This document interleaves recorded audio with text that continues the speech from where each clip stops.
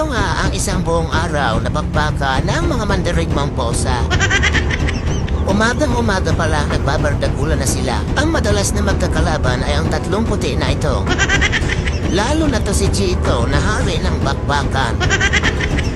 Diyos ko, wala ng araw na hindi nagbardagulan ang mga ito. Silang magina talaga ang madalas nagsusuntukan. Kita mo na yan, no? Ba't kasi gusto mong amoyin, Meng, ang putotoy ni Chito? Ganyan nga ang kaganapan tuwing umaga. Maghapon pa yan hanggang gabi. Kaya naman ang kanilang mga balahibo ay talaga namang naglipan na kung saan-saan. Ang tagal magbakbaka ng dalawang ito, at hindi pa yan dyan nagtatapos, mamaya iba na naman ang kalaban ni Chito. Kung hindi ko yan pipigilan at sasawayin, sigurado hanggang hapon sila nagbabakbakan.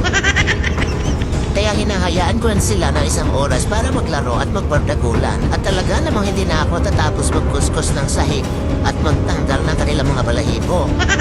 At yan na nga ang sinasabi sa hula. Kabilis nang lumaki ng mga anak na mandirigma. At tunay nga nabubugbugin siya ng mga ito paglaki.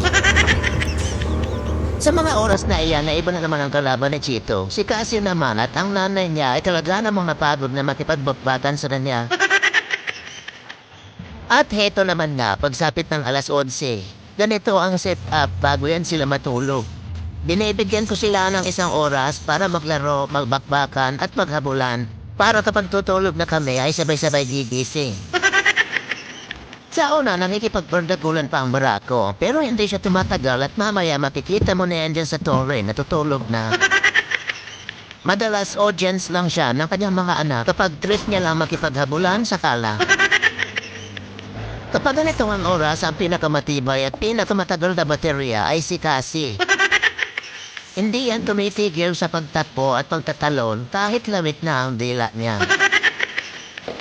Sinatnat naman ang gusto lang yan magtatalon at laruin niyang toy na yan at minsan lang siya makipagpakpakan.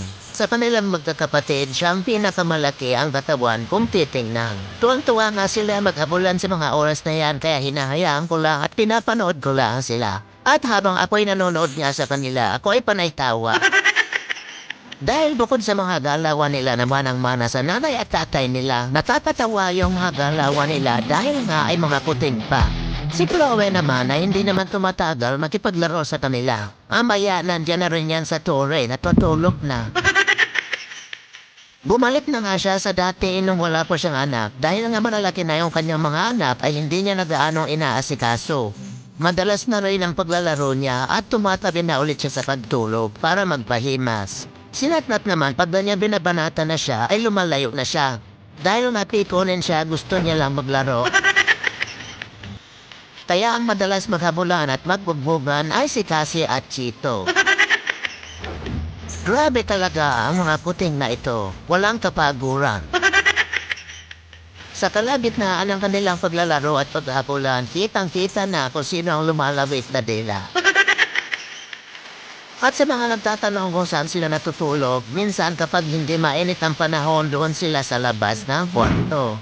At sa mga oras na yan, makikita na naplakdaan na nga ang barako at ang mandirigma Chloe. Tanging itong tatlo na lang talaga ang natitirang matibay. Talaga namang nakakatawa silang panoorin dahil bukod sa patalon-talon nila, may palipad-lipad pa yan sila.